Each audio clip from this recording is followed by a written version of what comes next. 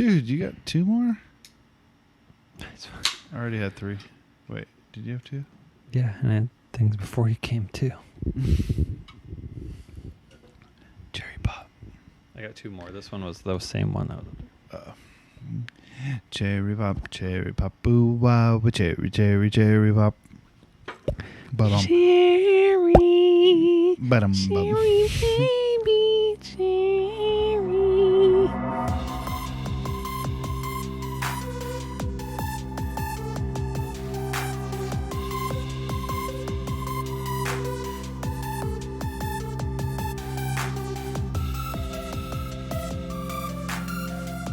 Oh man, you might hear some. We're not under, Russian military attack, but We're not in Fallujah. there are planes and fireworks going off here. Russia be fighting themselves. Dude, That was fun. That was a fun follow for the weekend. Michael yawns off. hey, at least I do it off mic. Breathes away from Mike. Chocolate rain. Dum dum dum dum dum dum dum da, dum. Breathes away from Mike. What a great. Why was it sepia? Because he's black. Everything was sepia. You That had was like one of the 3 Yeah. effects on the Apple. exactly. Yeah. Sepia. Oh, it's not sepia. Dude, let's dictionary off. All right, hold on. 1 minute in.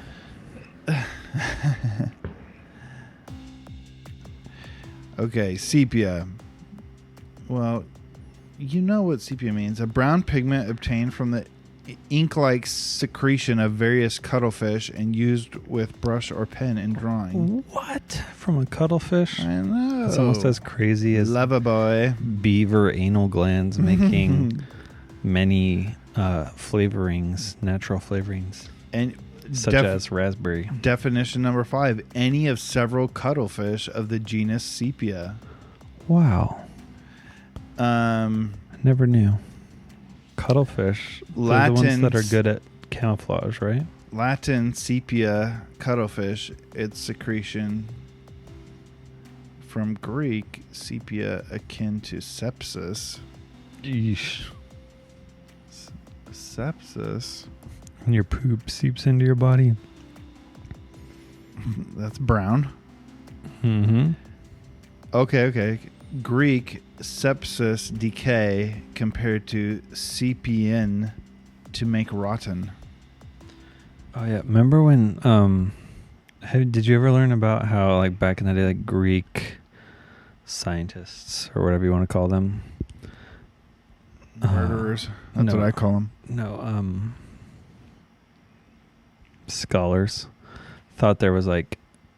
Robert Kennedy Jr. in the house. In the body, there was, like, dark liquid and, like, there was, like, a couple different liquids. Yeah, this is sounding familiar. One of them was, like, black liquid, or, like, it was, like, infection, Yeah. It was, like, what they thought humans were made out of. Was, Right. like, earth and... Yeah, just go with the color. Yeah. Then it was, like, dark liquid. No, I have a... What do I have? I have a question for you. Okay. What gives you the right? Who do you think, in the words of Michael Scott, who do you think you are to go out in public and have the presumption that you will be unbothered? So I've been on, I feel like, a little bit of a Buddhist kick lately, because I've been talking about, like, I've been thinking about expectations, desires, presumptions, wants, and how those being unmet, you know, that's a big thing in Buddhism, is like your unmet desires being the root of different kinds of evils that then come out of that. You know, if you are desiring this, then you're going to crave this, then you'll probably act out in this way, or envy, or whatever, blah, blah, blah. Mm-hmm. Craving Sour Patch. But Peaches. if you don't have any desire, if you free yourself from desires and you're able to, whether it's be in the moment, trust that things will be provided for you, then you won't find yourself needing to go. You're not going to covet your neighbor's wife if you're happy, if you don't have a desire for something else. Right. Your neighbor's ox. Yeah. Whatever you want to bone. Boink. Ox or wife. And so I was thinking about you going out in public. Yes. Me specifically? Yes. And getting irritated, like when you're not using the tool correctly at Fred Meyer. Oh. And I was thinking, what gives you the right to operate under the assumption that you are going to go through life unbothered? I don't think what? so. Who are you that you deserve to go through life pain, irritant free? And that's when I figured out that that's why Will gets mad in public, is that he has a presumption that he deserves, for whatever reason. It could just be because your parents raised you right to have good self-confidence that you're special, but it could also be that you're a piece of garbage. No. I don't think I have the right to not be bothered. I think you will get bothered. What did you say at the beginning about like Greeks or something? Did you say that? I think you were. Or was saying, that my reading? I was saying Buddhist. Buddhist, yeah. Yeah. What was the point about Buddhist? It's freeing yourself from wants. Right. But that's sort of like freeing yourself from desires. And I've been reading, this is just a... Oh, book flex. Book flex. I got a... Book talk. My Father's Day gift to myself. The Daily Dad. I thought that was ice cream. That too. No, that's just every day. Oh, that's cool. The Daily Dad from Ryan Holiday, the Daily Stoic. Oh. Heard of him? I've heard of that book. I don't know anything about it. I just heard that it's a thing. Yeah, he has an Instagram account called The Daily Stoic, and then he did a book too, which is like this, where it's like daily meditations. That's cool. Into it. Philosopher type guy, big on Stoicism, which would say that I do not believe that I won't get bothered in life, but that it doesn't... But I accept it and move on from it. Yes. Mm-hmm. And that's something you're learning? And I think I've already been like that a lot. Also, this is not serious in any way, people. I think I've been pretty stoic already in my life, and so now I'm able to put more words to it, where it's instead of being like, oh, I don't care, it's like, oh, it's like, right. I'm letting it go. Yeah, exactly. Because, ultimately, I get mad at the grocery store. You did for not using the tool correctly. Yeah. And the lady's being like overly... I almost avoided that lady today. Oh, really? Yeah. And so I see her there standing guard of her U scans, which if they're U scans, why are you standing guard? You know what I mean? And... Dude, You shop for groceries. You've seen people cheat. Yeah. I don't care. Talking about... They can't. You created the U-Scan system. I know. Why did they do that? Target has a little camera on it. They don't have people guarding it. Friend of mine guards. Excuse me. We both leaned forward and... They were like... Whoa. And so she's guarding it not from her kiosk desk with the computer screen, from the front facing the scans. So I kind of like, she was like looking at her device or something, and it kind of like snuck up on her. And I walked past her with my 2 items. Donut. Donuts and tampons. No, donuts and bag salad. That's good. Yin and yang. Speaking of. And Asian. Because I went to the dump, and then I didn't want to.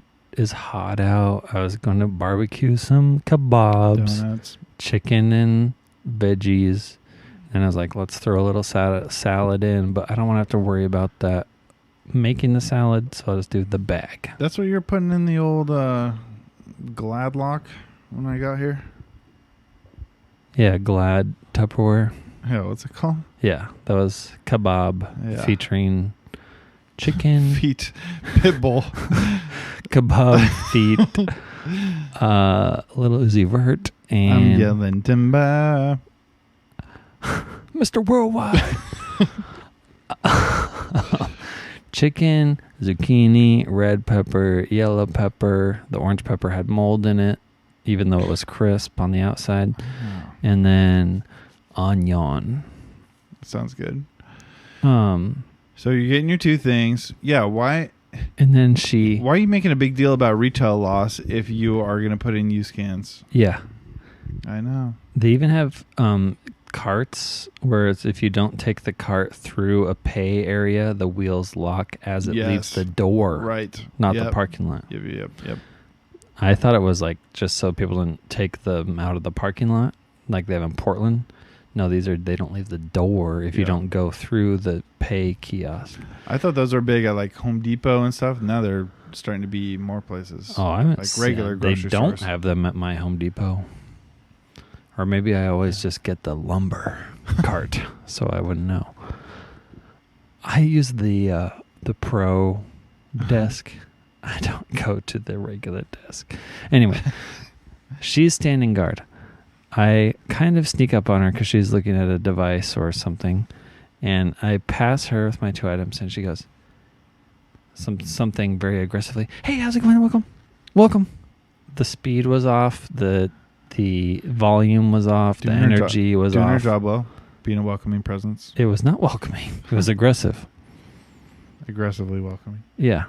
And so then immediately, because I already was thinking to myself, I don't want to be here because this lady's here. I don't want to be here. I want to go to the other end of the store where there's a U-Scan, where they even now have the full conveyor belt U-Scans for you to do a lot of groceries. And which I'm avoiding because I saw some people struggling with it because it like checks it as it goes down the conveyor belt. Oh, really? Maybe I'll like it more. I don't know. I'll get there one day. I didn't want to do that. And so the lady won't be there. So I know. You'll be there. She's at the other end. But I usually park at the other end. So she aggressively greets me. And immediately, because I didn't like her already, I just like... I didn't like her already. I just... Shut up. Oh, I was getting one more thing. 3 things. Donut, salad, Trulies. So I had to interact with her. She had to check my ID. She had, let me know if you need anything. And I didn't say anything. I just held the box of Trulies in my hand. And I should have gone like this. I should have gone... Held it up like I was... You can't have a human conversation. Folks, he's shaking this. I should have rang the Truly box like a bell. Yes, he's miming shaking a box as if she's some sort of animal that has a, lizard brain response to seeing a box of Trulies. No, she's a human being. I've worked ma'am, I need your help. I've worked retail and customer service for many years, and you want to be a good customer service person, B, anticipate is the word. She was trying to, she said, can I help you? No, she said, let me know if you need help. That was giving you permission to She's contact her. She's already way over helpful all the time, so I let her figure it out. Wait, did you end up seeing the actual TikTok of the people like putting their hands through the bush? Remember I sent you a couple of screenshots. Did you see the real thing of like, it was like a wedding? And I've seen those. Oh, you have before? I hadn't seen it, but it was funny. I don't know if it was the exact same one, but I've seen the hands, giving the champagne. Yeah. You ring the bell or whatever. That is so... it's so freaking offensive to me. I get which part, like treating people like a freaking. Anyways, robot. That lady sucks. Dehumanizing, and I was so stoic and didn't let it ruin the rest of my day. That lady sucks. I think you're learning the wrong lessons. Are you reading today's lesson? Yeah, I was trying to think if I can. I think I read it already today. What's it about? Well, let's see. When does this come out? Oh, okay. I don't know. So let's just read today. You can just pick a random one. Like you know what? Your birthday I'll or pick something. my birthday because my birthday's coming up. We both thought of your birthday. Is that fun? I'll just read the end. This is specifically dad stuff, so it's not necessarily stoicism like his other stuff. Okay, this is about Pete Buttigieg and his sexuality. What? That's what it is. What does it say? It says July 9th. Don't let them wish to not be who they are. You know what? I'll read the whole thing because this is our Secretary of Transportation, so he deserves to be heard. This is your boss. No, we're a private company. What? That's what they tell you. Freaking subsidized private company, just like Wells Fargo. People are like, no, it's a private company. One of the more vulnerable moments of Pete Buttigieg's pioneering campaign for president as a front-running, openly gay man came in South Carolina when he talked about how he struggled. You know what? I actually remember this. When he talked about how he struggled with his identity, with his sexuality. I actually thought this was a good speech. When I was younger, I would have done anything to not be gay. When I began to halfway realize what it meant that I felt the way I did about people, it launched me into something I can only describe as a kind of war. And if that war had been settled on the terms I would have wished for, I would not be standing here. If you had offered me a pill to make me straight, I would have swallowed it before you had time to give me a sip of water. It's hard to think about it now. It's hard to face the truth that there were times in my life when if you had shown me exactly what it was inside me that made me gay, I would have cut it out with a knife. No parent ever wants to hear that their kid would like to cut a part of themselves out for their son or daughter is at war with themselves. Of course, much of the shame and doubt that Pete felt had nothing to do with his parents and everything to do with the time and culture he was growing up in, but nevertheless, pretty much all of human history. It's your job to make sure your kids... The Greeks. Greek freaks. It's your job to make sure your kids know that there isn't a part of them that you'd want to change if they could. Mom. It's your job to show them that you love the whole them. Through your words, your actions, your choices, you must teach... Man, my reading is off tonight. You must teach... You didn't read ahead because you weren't able to count ahead which classmates were reading before you. It's more just my mouth is full of... I'm half tired and half frothing from Trulies. You must teach and prove to them that they make the world better just by being in it and being themselves. Happy Pride Month. Happy Pride last month. What were we talking about? Oh yeah. You know what? The Fred Meyer situation. Do you believe the world is a better place for that lady being in it? I think she brings something to the table. Or do you think she should cut a part of herself out? I think that's a skill what she's doing, because I appreciate honing your craft, whatever it is. Right. Whether, you're folding your 4 squares of toilet paper to wipe your butt instead of just crumpling up a ball, or if you're like, building a submarine to go visit the Titanic, hone your craft. Yeah. So I appreciate all of it. So I appreciate her, she probably came up with the tool, and gives everyone the same experience. The problem is it's a bad experience. She needs to take some constructive criticism from someone. And then me. A customer service expert. That's true. Dude, all you've been doing is giving customer service your whole life. Starbucks provided world-class. She's been giving customer service since you were born, but yeah, go ahead. Doesn't mean it's good. That's true. I was trained to provide world-class customer service at Starbucks. That was number 1. Before the coffee. Yeah, finally in Italy. Before the coffee. Oh, I heard all about that.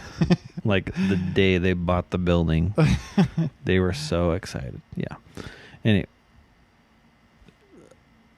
I appreciate her commitment. You're saying she's like Randy Johnson getting called up to the majors. It's like, yeah, she can throw 100 miles an hour. Yes. That's her gusto to want to provide a great experience for people. Correct. A la, hey, you can talk to me anytime you want. Mm-hmm. Hey, I've created a tool for you. Boom. 100 mile an hour fastball. Yeah. Boom.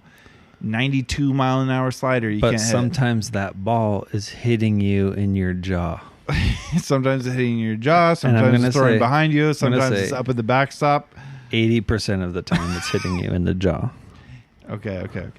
So she just needs to be honed. Exactly. She needs a honer. She needs to reel it in. What would you say? I don't know if you can tame a wild precision woman, is great, but her accuracy is bad. So she's regularly hitting the same spot, but it's not the spot you want to hit. Okay. And also, how has trying to rein in a temperamental woman gone in the past? For me? Great. My life's the best it's ever been. I know it is, dude. I just saw all your pictures. No, but also to connect what you said about having phlegm in your throat while trying to read, and when we first started talking about black bile, it was from Hippocrates, who you may have heard about the Hippocratic Oath. Oh, yeah. You're violating my HIPAA laws. You're violating my HIPAA laws. Yeah, what's the Hippocratic Oath? That's the oath do that no harm doctors, or whatever? Yeah, doctors and nurses take. You know, the little snake on the staff? Yes. That's the sign for Hippocrates. Pharmacy. But he also came up with humorism. Oh, not really? To be confused with sense of humor. But that was the system of medicine detailing the supposed makeup and workings of the human body, which were made up of 4 different things. 1, like I said, black bile. 2, yellow bile. 3, phlegm. 4, blood. Phlegm gets top 4? Yeah. Wow. Well, think of things that come out of your mouth. Barf. Yellow bile. Phlegm. Snot and phlegm. Spit. And blood. And then you got black diarrhea bile. Coming out your butt. Okay. Puke. Yellow bile. Blood, potentially blood out of any orifice. and if you're cut. Yes. Massive, I would say you see phlegm more than any of the others.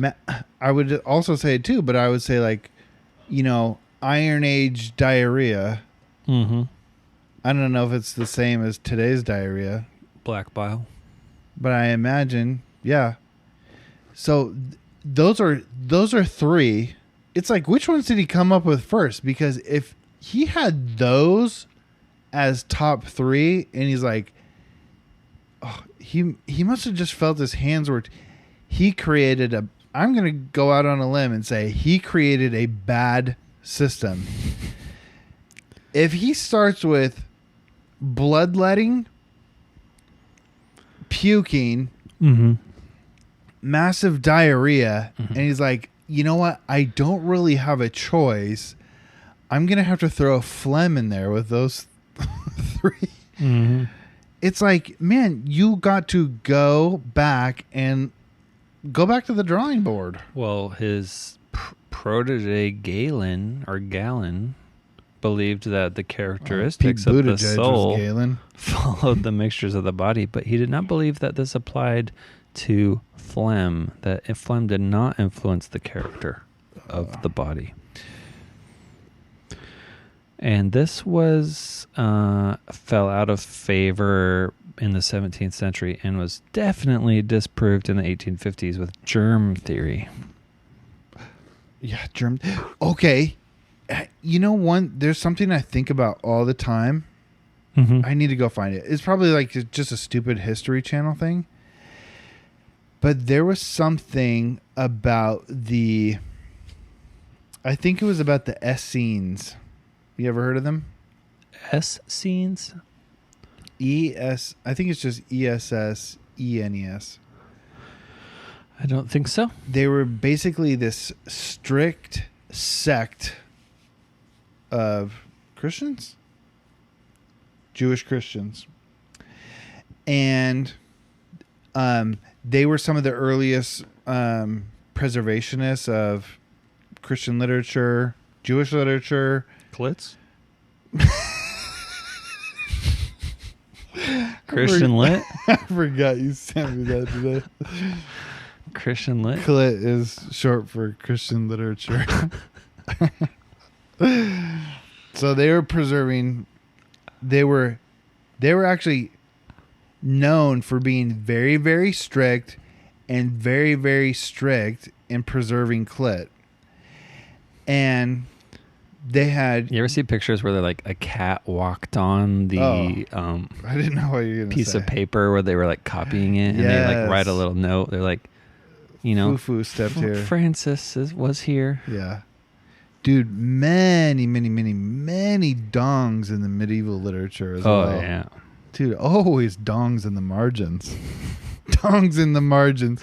Of the episode title. But anyways, there's all these like purity laws in Jewish culture. Other cultures too, but Jewish culture. And so basically what happened is they had this I think it was the Essenes. They had this place that they would go off and they would go to the bathroom. So they had this community that they sort of lived off by themselves so they could adhere to a very strict version of rules. And I actually read a couple of tweets today, an author basically arguing that, there's all these instructions in the Bible from Paul about, the strictness of following certain laws and everything. And this author was saying like, yeah, that's maybe Paul, but real day-to-day life for most people was not really that strict. And I was like, well, yeah, of course. That's what it's like today. It's like pastors or certain groups of people, you see them being strict about certain things, but 99% of the people in, pews or people who call themselves Christians, like they're not as strict as, the 1%ers. To connect to someone who's maybe not as familiar, They say that the Dead Sea Scrolls were part of the Essene library. Oh, yes. So anyway, they had this place that they would go off and they would go to the bathroom. Mm-hmm. It was like over on this whatever hillside or whatever. And they would come back and they had this big pool where they would walk in, you know, like up to the middle of their shins and clean themselves off and then go back into the camp. Mm-hmm. But because they didn't understand germ theory yet, the very thing that they did to clean themselves was the very thing that ended up sort of like wiping out their camp and sort of like ended up dispersing them and everything. Because for one, the germs would carry off the hillside for when they actually did have rain or whatever. Yeah. But also two, why did I say that? Two. Number 2. In Norway, two. This pool, because they really would have germs, because this is a place they all went to the bathroom and everything. They would have germs carried down on their sandals and whatever. They'd go in this pool, clean off, and then go. But it's like that pool just became a cesspool. Because it was a cistern. No, it was not a cistern. It was. It was an Essene cistern. Okay, it was a cistern. That's what I said. Yeah, they were following mikvot, which is the ceremonial or ritual baths used for actual cleansing. I know. So they cleansed their feet, and it became grosser and grosser and grosser and grosser, full of viruses, full of germs. Interesting. And for some, do you ever have any things like that where it's like, that was just probably on TV like one Sunday afternoon, Gate Bridge, and Dad was watching it, and now it's something I think about literally all the time. I don't even know why, but it's just I sort of find it fascinating. Oh, I mean, I can't think of something right now, but yes. Yeah. That's one I think about all the time. Okay, that black bile one was a deep pull for me, but I like remembered that for some reason. I forget who. Dude, it's because you're smart. Don't sell yourself Who short. was it that came up with like the earth, wind, fire? Not the Avatar, the Last Airbender, but Captain Planet? No. It was another... The writers of Captain Planet. Another Greek guy, you know? Yeah. It's like these were the elements, and then they added like the ether or whatever. Oh, yeah. But then, they talked about this.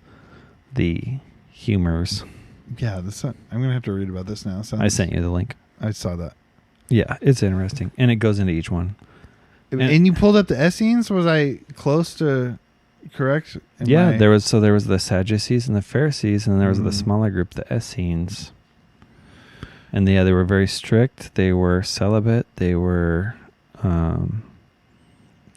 they flourished in the 2nd century BC. I forget. They had a book. They had a book of like Christian practice, and it's really now sort of like. They were like the ultra dedicated voluntary poverty, daily immersion, celibacy. Celibacy? Oh my gosh. Yeah. Yeah, but because they were so strict about also preserving records and things like that. Right. Yes, they had like a library, which they believed the Dead Sea Scrolls were a part of. Communal living. They did not possess slaves. Shout out. Juneteenth. Okay, you know what? I heard this on a freaking I heard this on a podcast today. Them talking about,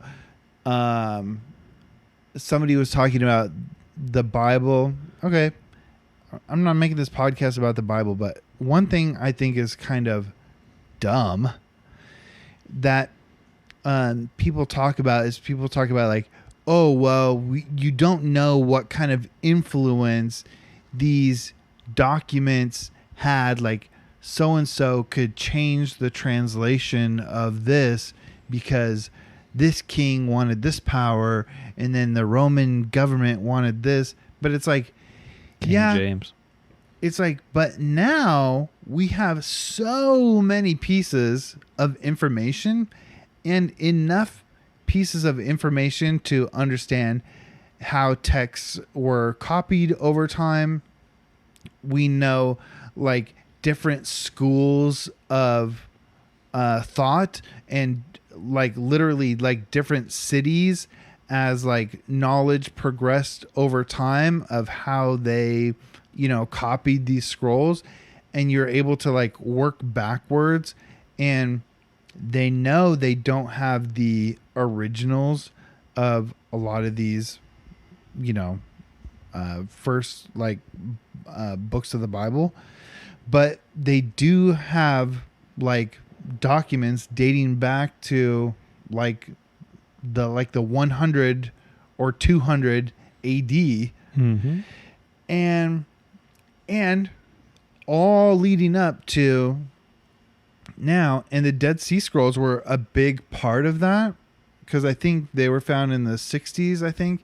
And it was just like a kid, like a shepherd or something. I don't know if it was a kid, but it was like a shepherd was just like throwing rocks out into the freaking caverns and stuff.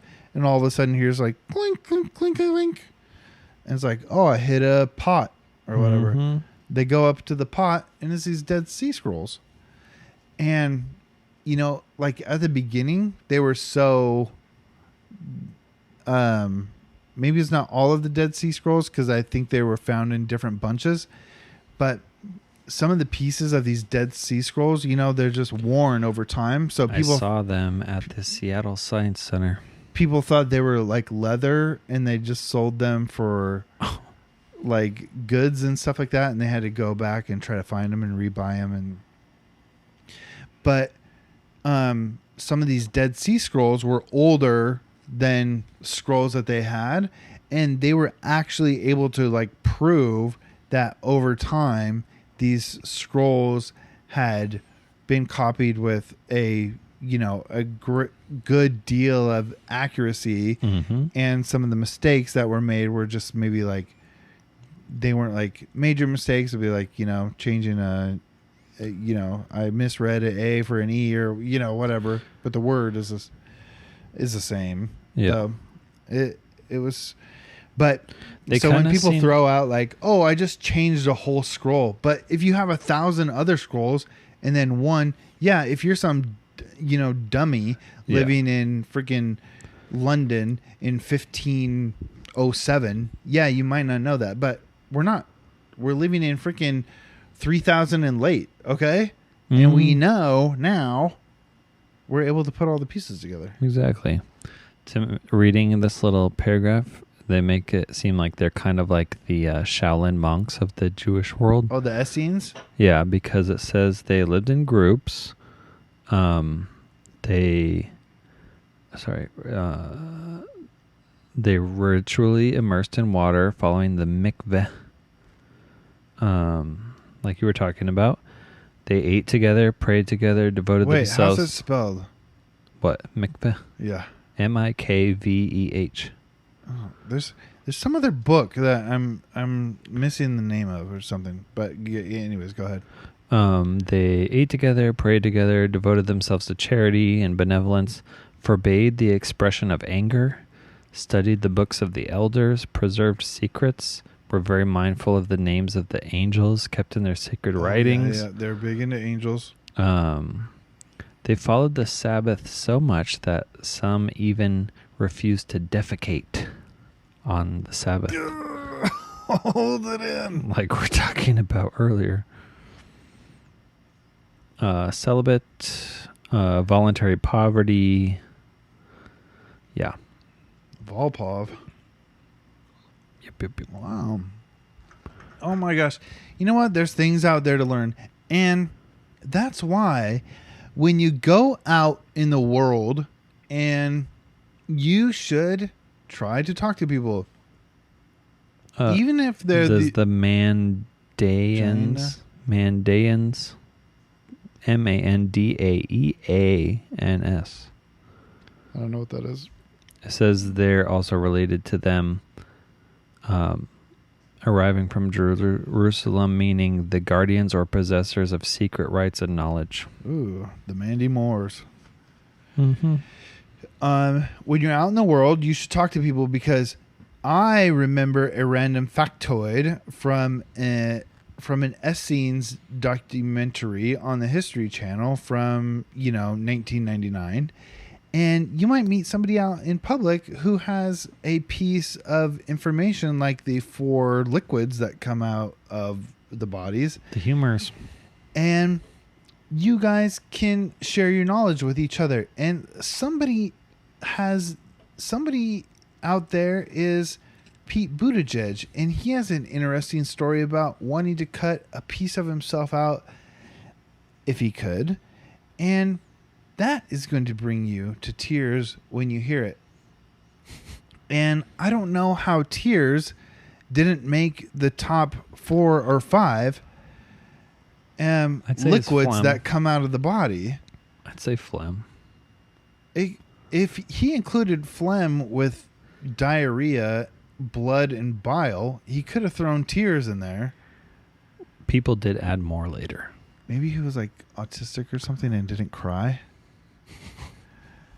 Maybe. And yeah, maybe had some. Anyways, so there's stories out there. There's people out there, and you might find an interesting one. You might find a life partner. Mm-hmm. If you're single, go out there, find somebody who loves the Hippocratic Oath in the same way that you do, and you might find a lover, and you might make a baby with that lover. Mm-hmm. And then your child can like the Hippocratic Oath as well. Phlegm. Hippocratic posters, and I'm guessing phlegm didn't Hippocratic include tears baby's room, because it came from your brain and lungs, and it was cold and moist. What other liquids come out of you? Well, there's pee. Same hole, different stuff. Sweat. Tears, blood, we got that. Drool. That'd be phlegm. That could be phlegm. That's what I'm saying. There's other stuff, so it's like recategorized. Like, why slide phlegm over the, It's funny because they related it. You were trying to end it. I'm like still going on this. They related it to like everything, like it was Empedocles that came up with earth, fire, water, and air. And they related that to the seasons, to age. Empedocles, empirical evidence? Maybe. They related it to everything. Like air is related to blood, and fire is related to yellow bile, and earth is related to black bile, and water is related to phlegm. Choleric, when they have too much yellow bile. I was a little bit yellow. Warm and dry. Melancholic, when they have black bile from your spleen. Phlegmatic. Empiric, experienced, or to attempt. Isn't it empirical data with an I? There's empirical. Oh. But actually, I think empirical is different. Oh, no. No. There's some words where EM and IM are different. Anyways, there's there's Imperia, which is a seaport in northwest Italy. Oh, nice. Go deep on the internets with Empedocles and Hippocrates, and you can learn a lot about yourself, which was all disproven. So, yeah. Why don't you wrap us up with Empedocles? Empedocles? Yeah. Sure. Or just in the way that you deem. Yeah,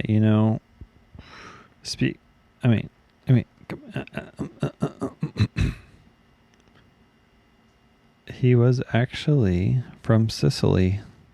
Speaking of whatever you just said. Italy. But the Greek city of Sicily. And, he came up with the cosmogenic theory of the 4 classical elements, which were, as we said, for air, earth, fire, water. And, sometimes it's good to just take your life and simplify it. Don't overthink things, Wait, you could have started. This is where we started. And love and strife. Yeah, he proposed that forces. He proposed the forces, which are love and strife, obviously, because there's on one side love, positive, yin and yang. I'm picking up Trulies, and then strife. I have to deal with the lady at the U-Scan, and they mix and they your fluids are coming out. They pull the elements out respectively. Air, earth, fire, water. And then one day, the Fire Nation attacked. Oh. And so that leads us where we are today. Drinking the Trulies that we bought, enjoying ourselves, not even worrying about the lady with all the black bile at the U-Scan. Because we need somebody to save us. The last airbender. Exactly. John the Baptist, who they say was an Essene. Yes. Oh my gosh. So much knowledge. This was a pretty educational episode. I feel like someone that's like totally not into, education or being smart or anything would and still enjoy listening to this episode. Oh yeah, I feel like we bring it around town.